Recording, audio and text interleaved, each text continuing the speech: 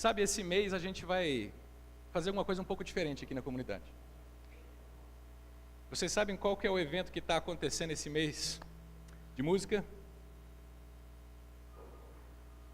Ninguém sabe, ninguém ouviu? Puxa, então a gente deu mancada. Bem, esse mês vai acontecer o Rock in Rio. E eu não sei quantos de vocês gostam de música e quantos de vocês gostam de rock. Provavelmente todo mundo gosta de música, mas nem todo mundo gosta de rock, certo? E aí a nossa comunidade pensou assim, puxa, tem tantas músicas que a gente escuta ao longo da história, e que, principalmente as internacionais, que a gente canta e não sabe o que está cantando, né, mas a gente gosta assim mesmo. E muitas delas têm mensagens, têm coisas que seria é muito bom a gente poder pegar, dar uma dissecada nelas e tentar fazer um link, mostrar para vocês que ao longo da história Deus tem usado pessoas de várias formas, sabe? Deus não usa só gente que é cristão, Deus não usa só gente que vai na igreja. Deus, ele dá dons para todo tipo de gente. E tem aqueles que nós chamamos de os profetas populares. Rafa, se você puder abaixar um pouquinho para mim, por gentileza, eu te agradeço. Tem os profetas populares que eles falam os negócios que a gente gostaria de falar, mas a gente não sabe como falar. E alguns deles, sem saberem o que estão falando, na verdade estão falando aquilo que está no coração deles, aquilo que foi posto por Deus ali. Vocês já pararam para pensar que, às vezes numa música que o mundo inteiro canta, existe um anseio escrito naquela música, que é o nosso anseio? Vou mostrar isso para vocês nessas semanas. Mas uma coisa eu preciso deixar claro, a gente não vai falar sobre rock. Porque se você quiser ouvir sobre rock, no YouTube está cheio de documentários sobre a história do rock, sobre como que surgiu o rock, quando que surgiu, quem que começou a tocar o primeiro rock, né, que o rock é uma mistura de ritmos, não é só aquela guitarra pesada, heavy metal. Mas a gente vai pegar algumas músicas específicas que eu tenho certeza marcou a história de alguns de vocês.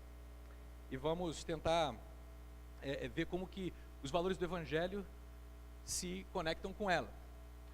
Olha, eu não sei se você gosta de rock, tá? Independente disso, eu sei que você provavelmente cresceu ouvindo algum tipo de música, ou sertanejo, MPB. Olha, eu particularmente cresci ouvindo Tonico Tinoco, Milionário José Rico, Sérgio Reis, Chitãozinho e daí pra cima.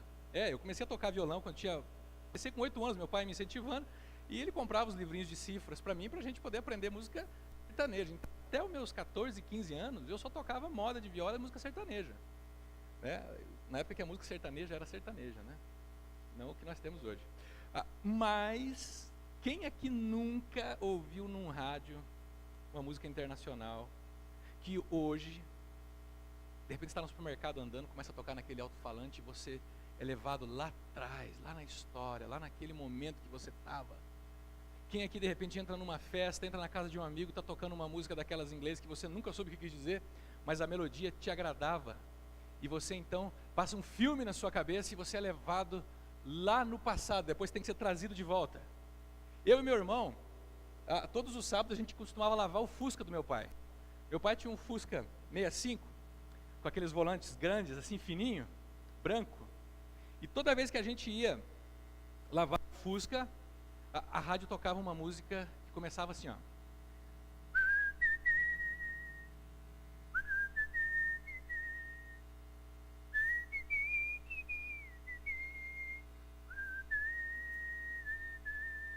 Vocês conhecem essa música, né?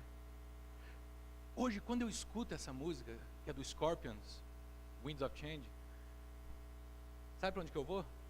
Para dentro do Fusca. O Fusca vem na minha mente. O volante vem, o cheiro do Fusca vem na minha mente. Ele vem e aí eu fico lembrando daquela época que era tão legal, como que isso marcou a nossa vida.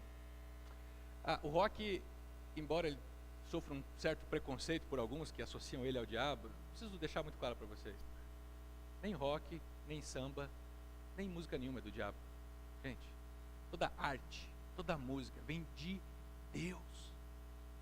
Saiba disso. Toda arte e toda música vem de Deus.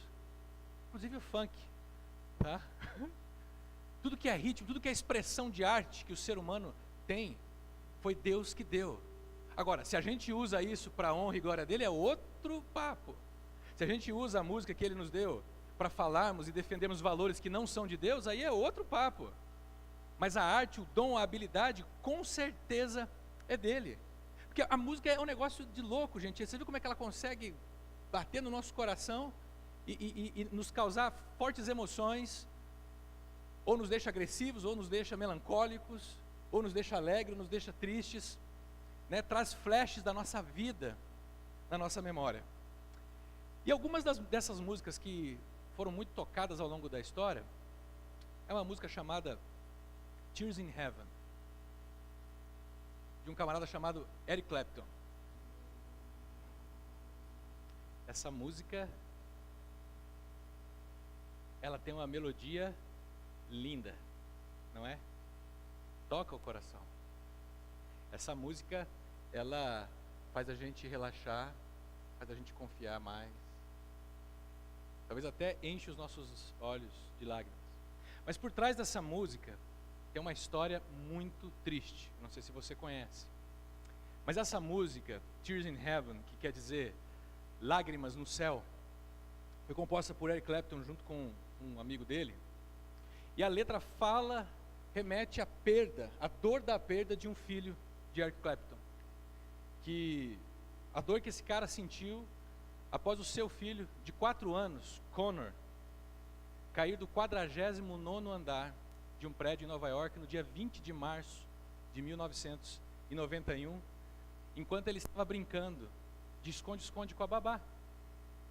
As janelas do prédio eram janelas que podia se abrir a parte de baixo, mas nunca eram abertas. E naquele dia o zelador estava limpando as janelas e ele deixou uma das janelas aberta para poder entrar um ar. E naquela manhã, o Connor, brincando, ele caiu do 49º andar. E no dia anterior, tinha sido um dos dias mais felizes da vida de Eric Clapton, junto com o seu filho Connor. Ele tinha levado o seu filho de 4 anos para brincar no circo, para se divertir no circo em Long Island. E eles viviam em famílias separadas, porque o Eric Clapton era separado da sua esposa Lori, e ele tinha vindo a Nova York para ver o seu filho. E naquele dia anterior ele tinha ganhado consciência do valor de ser pai, de como que era importante estar com o filho. Ele até disse para sua ex-mulher, falou: olha, eu quero levar ele para Londres comigo, eu quero cuidar dele. Acho que entendi de fato o que significa ser pai. Ele estava tão feliz que naquele dia a ex-esposa até achou que poderia haver um novo começo para eles. No dia seguinte, eles tinham combinado de ir no Zoológico Central de Nova York. E o Eric estava vindo para buscar o filho. Quando ele entra no apartamento, ele não sabe o que tinha acontecido. E ele se depara então com a notícia de que o seu filho tinha caído do prédio. Num dia, ele estava feliz da vida. No dia seguinte, ele estava visitando o corpo do seu pequeno no necrotério. Sabe, na autobiografia de Eric Clapton, ele fala que ele fez essa música por causa também da perda do filho. Mas essa música, ela é um desabafo a uma questão que ele carregava no coração, desde que o seu avô faleceu. O Eric Clapton, ele foi criado pelo avô e a avó sem saber que eram avô e avó, achando que era o pai e a mãe dele. E a mãe dele, na verdade, era a tia Patrícia. Então ele ganhou muita afinidade com o avô. E quando o avô dele faleceu, havia uma pergunta que borbulhava dentro dele. Essa pergunta era justamente essa: vamos realmente nos encontrar de novo? Essa é a pergunta que a gente faz quando alguém querido se vai. Não quando a gente ouve notícias na televisão de pessoas que morreram. Não quando a gente ouve de pessoas que morreram vítimas da violência urbana. Essa pergunta, vamos nos encontrar de novo, tem a ver quando a gente perde pessoas próximas a nós, queridas a nós. E lutar com essa dor é uma coisa complicada para quem já passou por isso. Então, quando você vê a música Tears in Heaven, a tradução é essa. Ele está dizendo: será que você saberia o meu nome se eu te visse no paraíso? Será que as coisas seriam iguais se eu te visse no paraíso? eu preciso ser forte e seguir em frente. Olha como é que essa música fala de um misto de desespero e esperança ao mesmo tempo. Um misto de alegria e tristeza, dúvidas e certezas. Ela escancara a dor de um homem que está vivendo o luto do seu filho. Um homem que, da noite para o dia, foi roubado, talvez da maior alegria que ele tinha descoberto no dia anterior. Ele diz: eu preciso ser forte e seguir em frente. Será que essa é a nossa solução? Será que isso resolve ser forte? O que significa ser forte? Significa abandonar a dor? Significa fingir que ela não nos afeta? Significa que ela não existe? Não chorar? Ser forte significa mostrar para os outros que, não, eu estou bem, está tudo tranquilo? Seguir em frente para onde depois de um evento desse? Geralmente quando essas coisas acontecem nas nossas vidas, a gente diz que perdemos o sentido da vida. E aí, seguir em frente talvez quer dizer ficar vagando por aí. Quer dizer ficar sem rumo, porque a vida perdeu o sentido. Olha, será que você seguraria na minha mão se eu estivesse no paraíso, se eu te visse no paraíso? Será que você me ajudaria a levantar se eu te visse no paraíso? Eu encontrarei o meu caminho pelo dia e pela noite. Qual o caminho? Que caminho existe para alguém que vive a dor da morte? Já parou para pensar?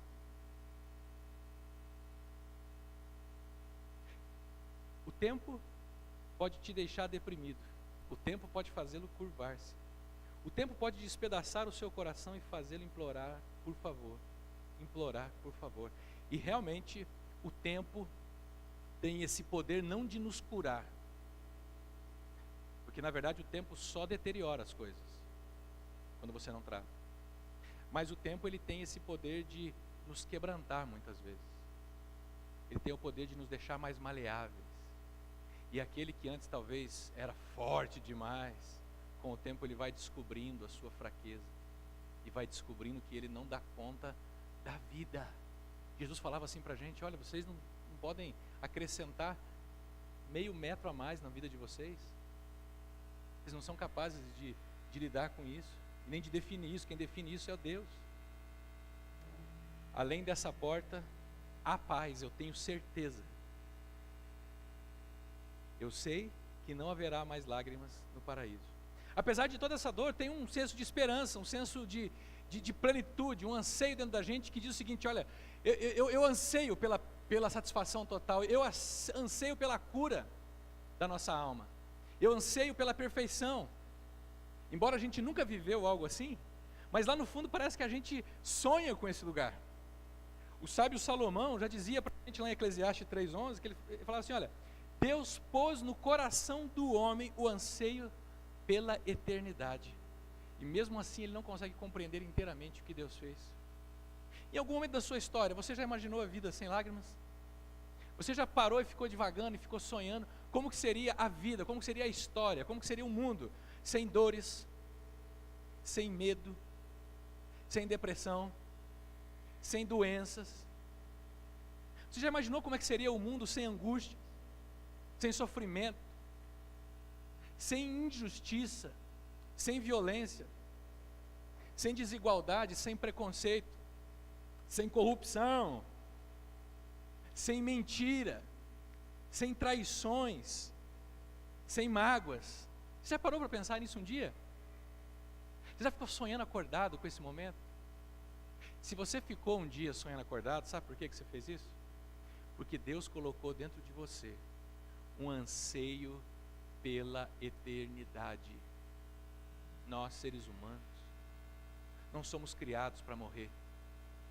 A morte é uma intrusa no plano de Deus. Nós somos criados para viver eternamente. E eternidade, ou o paraíso, que nem o Eric Clapton fala na sua música, não é apenas um lugar de perfeição. É uma realidade perfeita. É um estado para o qual Deus está nos levando de volta.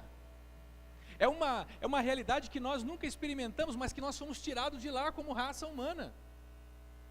O paraíso, a eternidade, Não é um lugar que eu compro um passaporte e vou para lá.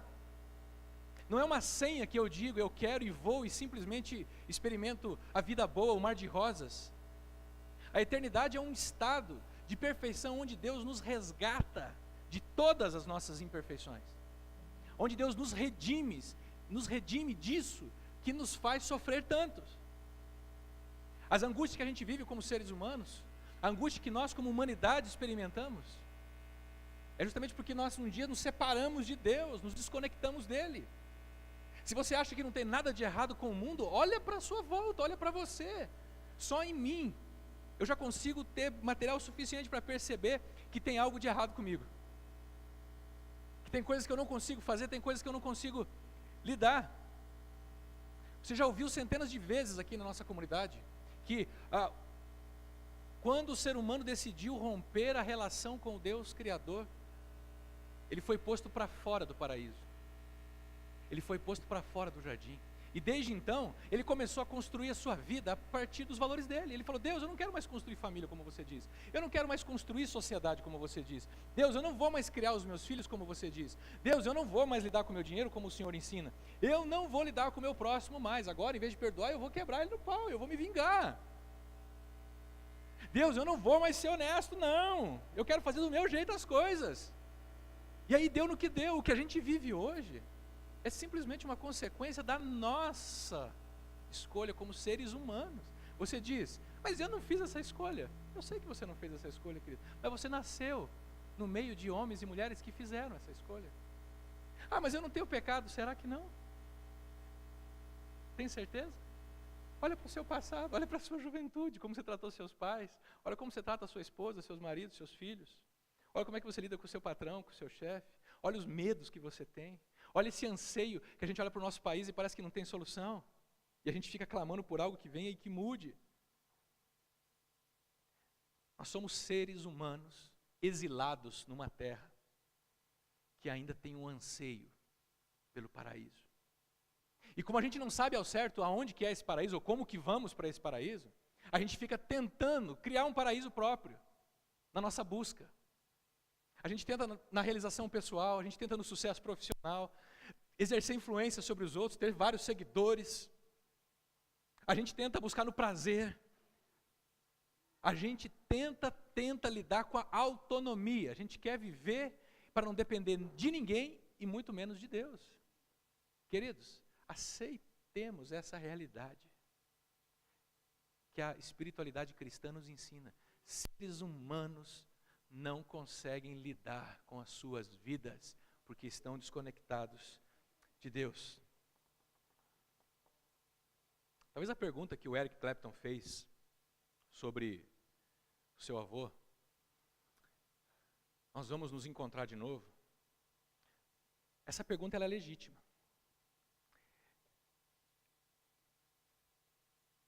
Mas talvez eu só faria um adendo. Essa pergunta primeiro tem que ser feita para Deus. Nós vamos nos encontrar de novo, Deus, um dia? Essa pergunta tem que ser feita para o nosso Criador. Porque um dia a gente se separou dele. E o anseio por querer encontrar pessoas que se foram, se dá primeiramente porque dentro de nós existe um vazio pelo nosso Criador. Quando eu vi essa música, a gente estava conversando sobre o que a gente ia falar, primeiro texto que eu fiquei lutando com ele para não falar sobre ele, mas não teve jeito, foi ele que eu tive que usar, é o texto de Lucas 23, 39 a 43, uma história muito conhecida de vocês, dos dois ladrões que foram crucificados junto com Jesus na cruz. Jesus estava crucificado, estava vivo ainda, mas já estava pendurado na cruz. E o médico Lucas, que é quem escreveu esse relato, diz que ao lado dele foram crucificados também dois criminosos, dois ladrões, um à direita e um à sua esquerda. Sabe, Jesus era conhecido desses caras que estavam com ele na cruz. Tinham ouvido o que ele vinha fazendo ao longo dos últimos anos, dos últimos 3 anos. A fama de Jesus era uma coisa que corria. Eles sabiam que Jesus curava as pessoas, que Jesus tinha poder para fazer sinais, tinha poder para fazer milagres. Imagina a chance desses caras quando eles são pendurados na cruz, e no meio daquela muvuca toda, eles olham para o lado, um olha para a esquerda, o outro olha para a direita, e eles percebem que quem está no meio deles é Jesus de Nazaré. No meio do sofrimento deles, eles olham para Jesus de Nazaré, e talvez, por causa de tudo que eles sabiam de Jesus, eles pensam, uau, esse cara pode resolver o nosso problema, esse cara pode nos tirar daqui da cruz. Um dos criminosos, versículo 39, que ali estavam dependurados, lançava-lhe insultos. Qual insulto? Que belo Cristo é você, hein?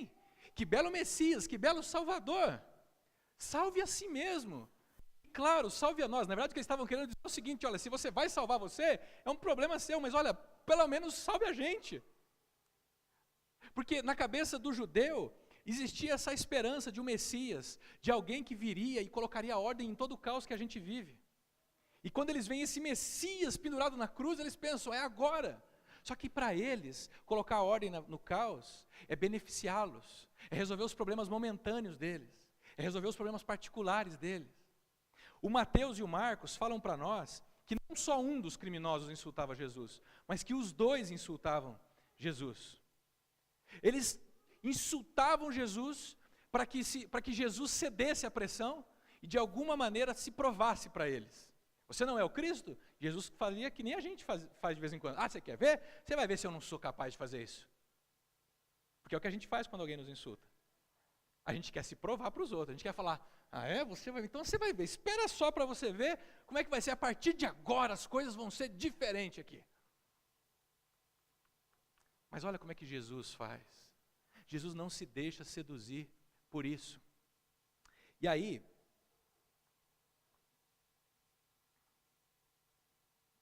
versículo 40, diz que, em algum momento da crucificação, o outro criminoso repreendeu o ladrão que estava insultando, dizendo, você não teme a Deus, nem estando sob a mesma sentença? Percebe, eles chegam na cruz, dois ladrões insultando Jesus. Mas em algum momento, um deles olha para Jesus e percebe algo que o outro não havia percebido ainda. E ele olha para o outro e fala assim, você não teme a Deus, mesmo estando sob a mesma sentença que ele? Aquilo que era ódio, aquilo que era vontade de manipular Jesus, se transforma em um temor e um respeito genuíno por ele. Acho que o outro ladrão deve ter pensado, ei, hello, o que deu em você, cara? Olha, nós estamos aqui sofrendo, esse cara pode salvar a gente, vamos tirar daqui a gente. E o outro fala, não, cara, olha a confissão que ele faz. Não, volta, 41. Nós estamos sendo punidos com justiça, porque estamos recebendo o que os nossos atos merecem. E gente, em outras palavras, é o que todos nós deveríamos dizer a Deus um dia. Eu errei, a culpa é minha, me perdoe. Em outras palavras, é isso que nós deveríamos dizer uns aos outros. Se nós vivêssemos no reino de Deus. Mas como nós vivemos no reino dos homens, no exílio, fora do paraíso, geralmente a gente diz o seguinte, a culpa é sua, você errou. Talvez eu te perdoe. Mas esse ladrão, se você já foi roubado aqui, você sabe o que é o sentimento que emerge no coração. Ter sido atacado por um ladrão. Eu fui a Campinas essa semana e roubaram o meu chinelo, cara. De dentro da minha mala no ônibus. Chinelo velho, Ipanema, cara, assim, ó, na bolsinha de fora. Cheguei em Campinas, Esther, você não mandou o chinelo? Eu falei, mandei, tá na bolsinha de fora. Mas eu vi que a bolsinha estava aberta. Pô, levou meu chinelo, cara. Por quê, cara? Agora eu fiquei sem chinelo, tem que comprar outro chinelo. Imagina quando te roubam algo mais. Esses dois ladrões, imagina o que eles não tinham feito ao longo da vida. Imagina a reputação desses caras, o que esses caras não carregavam dentro de si, mas um deles em algum momento percebe que ele não tem mais solução. Ele vai morrer mesmo na cruz. E ele se conforma com a morte. Ele tem certeza do seguinte: daqui 3, 4 horas, ou daqui 2, 3 dias, eu vou morrer aqui, não tem como. E ele faz essa confissão, e mais, ele diz para o outro ladrão: cara, nós estamos aqui porque merecemos, mas ele não cometeu mal algum. E não havia cometido mesmo, porque Jesus morre no nosso lugar. Ele morre substituindo a nossa morte. E isso é vital para que esse camarada seja transformado de dentro para fora, embora externamente ele esteja na mesma circunstância. Olha as palavras que ele diz a Jesus no próximo verso. Agora ele olha para Jesus e ele vê Jesus de um outro jeito. Antes ele olhava Jesus como alguém que ele podia usar, uma matéria-prima para poder libertá-lo dali. Agora ele olha para Jesus e diz assim: Jesus, lembra-te de mim quando entrares, ou algumas versões dizem, quando vieres no teu reino. Olha que clamor! Esse é o clamor, essa é a pergunta, esse é o ladrão perguntando: Jesus, nós vamos nos encontrar de novo? Eu quero Jesus, eu esperei o Messias, eu esperei aquele que viesse e colocasse ordem na minha vida. Será que você vai se lembrar de mim quando quando você vier no teu reino? Tem umas versões que diz vier no teu reino. Por isso que Jesus ensina a gente a orar assim, ó: venha a nós o teu reino. Por quê? Porque Deus está trazendo o reino dele sim para nós, e um dia esse reino vai tragar o nosso reino.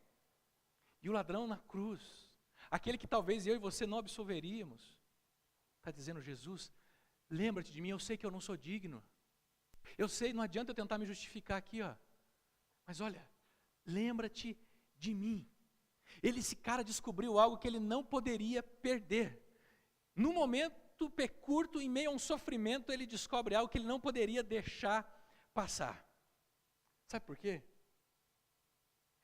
De duas uma: ou esse ladrão estava muito louco, grogue, porque a crucificação já estava tirando a consciência dele, ou ele olhou para Jesus e, ao invés de ver um camarada crucificado, ele enxerga o Salvador e o Rei naquela cruz. Ele olha para aquele camarada que está na mesma situação que ele e enxerga que aquele camarada chamado Jesus o Cristo poderia de fato fazer algo por ele.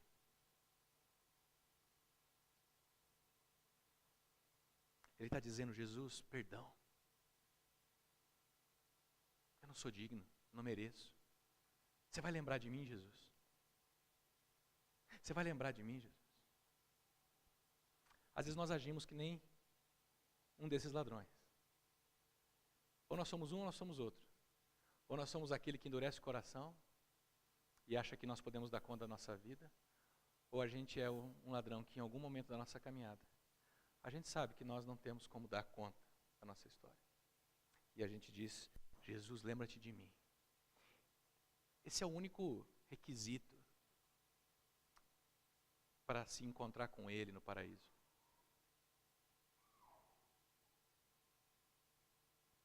Você precisa crer que Ele é quem Ele disse ser. Ele disse uma vez para uma mulher em crise, em Samaria: querida, se você tomar da água que eu te der, eu vou matar essa sua sede. Vou te dar tanta água que vai brotar de dentro de você um rio. Vai transbordar em você. Sabe essa sede que você tem, que você não consegue desenvolver relacionamentos, que você não consegue ser feliz, que você vive doente? Não esquenta com isso, não.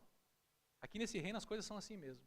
Mas eu sou capaz de, mesmo nesse reino, vivendo essas situações, eu sou capaz de encher a tua alma e te dar satisfação de vida. Jesus pega um cara que tem um passado obscuro, uma ficha criminal extensa, abraça esse camarada e olha o que Jesus fala para ele: eu garanto para você, hoje você estará comigo, sabe aonde? No paraíso. Essa eu tenho certeza, é a voz que todos nós queríamos ouvir em meio às nossas angústias. Eu garanto para você, Tayane, você vai estar comigo no paraíso. Henrique, eu garanto para você, você vai estar comigo no paraíso. Hoje. Talvez isso cause um calafrio na espinha. Quero ir mesmo ao paraíso hoje? Bem, o ladrão na cruz, ele foi definitivamente. Mas Jesus disse que se alguém quiser seguir a Ele, precisa tomar a sua cruz, negar-se a si mesmo. Para alguns de nós, morrer significa morrer para nós mesmos, hoje. E hoje, nós já podemos começar a experimentar a realidade do reino de Deus. Na nossa vida, na nossa família, na nossa comunidade e na nossa cidade. Quero apresentar uma pessoa para vocês. Não está ali. Uma das coisas que o Eric Clapton coloca nessa música no final é uma certeza. Além dessa porta, tem paz, eu tenho certeza.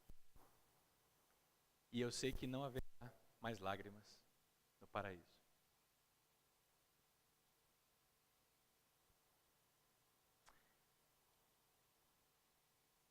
Essa música poderia ser uma paráfrase do que está em Apocalipse 21, que diz que Ele enxugará dos nossos olhos, ou dos seus olhos, toda lágrima.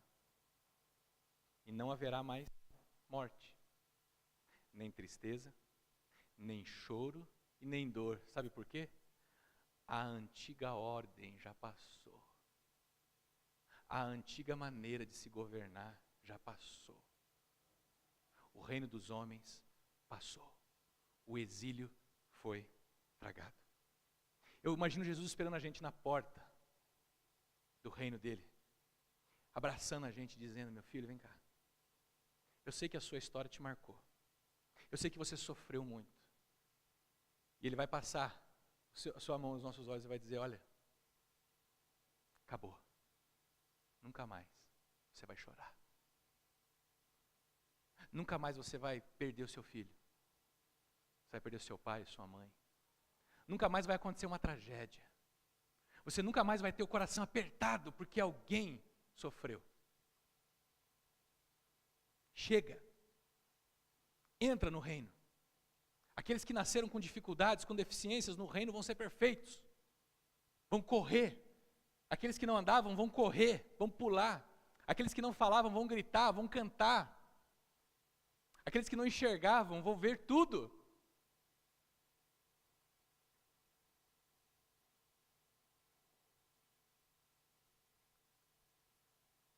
Quero apresentar para vocês uma pessoa.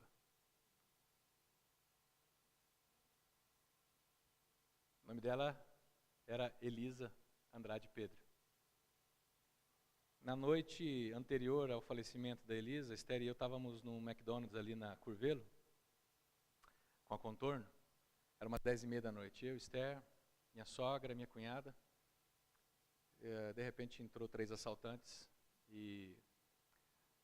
Quero o celular, põe o celular na mesa. Tem meu celular na mesa. E da nossa mesa ele passou e pegou só o meu celular, que é onde tinham todas as lembranças que a gente tinha dela, fotos, vídeos da Elisa. Sobrou algumas fotos, essa foi a Tati que tirou, num dia que ela foi visitar, e mais 1 ou 2 fotos que a minha sogra tinha tirado, mas a gente perdeu todas as lembranças visuais da Elisa. Quando eu me faço essa pergunta, nós vamos nos encontrar de novo, sabe qual que é a certeza que eu tenho? Yes. Sim. Mas não é porque eu sou bom. Essa certeza invadiu meu coração. Porque um dia eu disse: Jesus, lembra de mim quando você entrar no teu reino. Ele disse para mim assim: ó, eu te garanto, hoje você já vai estar comigo no paraíso.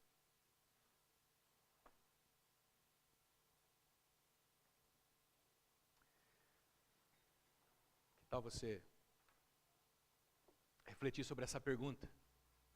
Vamos nos encontrar de novo? Mas faça essa pergunta para Deus primeiro. E se você se encontrar com Ele de novo, fica tranquilo, nada mais vai fazer você chorar. Por causa da esperança.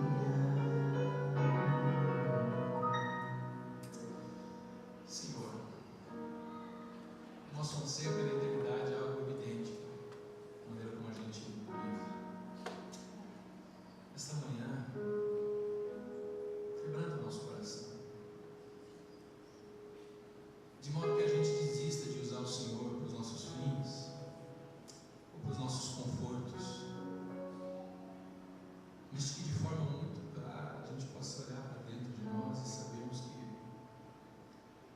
nós precisamos do Senhor. E que o Senhor é a única resposta que nós tanto procuramos na nossa vida.